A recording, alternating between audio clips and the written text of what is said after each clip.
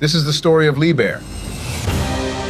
Liebherr was founded in 1949 by Hans Liebherr, and the first product ever released by the German manufacturer was the world's first mobile tower crane, the model TK10, designed to be easily transported. In 1954, Liebherr produced Europe's first hydraulic excavator, the L300. Right around the same time, the brand released their first refrigerator in a Germany where only 1/10 of the population owned one at the time. Over the following decades, the brand continued its global expansion. 2 years after its founder died, Liebherr unveiled the 996 excavator, a machine that would offer the manufacturer a major role in the mining industry.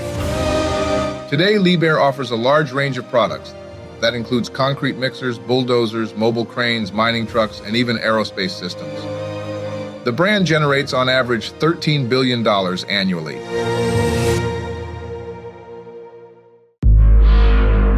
Did you know they only made 48 of these?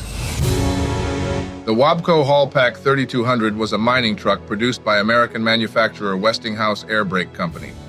6 of these giant trucks came out of the factory as prototypes back in September 1971. A few years later, the 3200B was released with an upgraded 2475 horsepower output, when the first version only got a maximum of 2,000 horsepower out of the GM 12-cylinder locomotive engine. With a payload capacity of 260 tons, the Wabco 3200B was 54 feet long and 24 feet wide. The first model only had a payload capacity of 235 tons and was 4 feet shorter. In the early 80s, the beautiful Wabco hauler was discontinued after a total of 48 units were sold, which was a moderate success for the manufacturer. In 1984, the brand disappeared after it got sold to Dresser. If you love trees and nature, you're about to really hate this machine. This is the Tigercat 1185, a heavy-duty harvester designed for high production applications, extreme terrain, and demanding operating conditions. The machine is also known as the world's biggest harvester on 8 wheels. Tigercat's 1185 is powered by a diesel engine with 308 horsepower. It has a weight of 34 tons. The harvester was entirely developed by Tigercat in response to customer demands in North America. At 29.5 feet of boom length, the harvesting head can handle up to 2.5 tons. At the maximum length of 32 feet, the limit is 1.8 tons. The machine has a total length of 32 feet as well. Released about 5 years ago, the Tigercat 1185 already found its place on the markets with machines sold in countries such as Sweden, Scotland, South Africa, or even Brazil. So what do you guys think of it? This is an insane war machine right there. The IDF Caterpillar D9, nicknamed Doobie, is a D9 armored bulldozer used by the Israel Defense Forces since the late 1980s.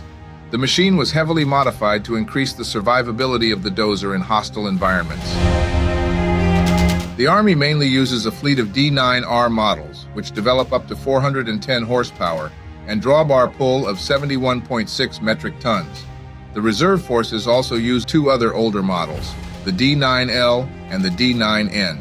Each dozer requires a crew of 2, 1 operator and 1 commander. The cabin is protected by bulletproof glass windows to protect against bombs, machine guns, and sniper fire. The fitted armor package adds roughly 15 additional tons to the production line weight of the D9. The modified dozers can be fitted with disparate features such as crew-operated machine guns, smoke projectors, or grenade launchers.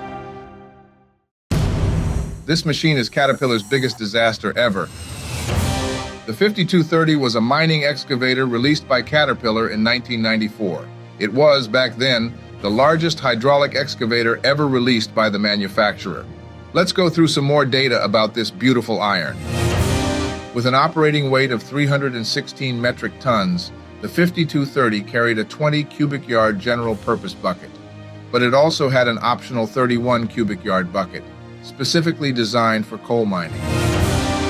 Ideally suited to load trucks in the 150 to 200 ton capacity class, the digger ran thanks to Caterpillar's 3516 diesel engine that produced a maximum of 1470 horsepower.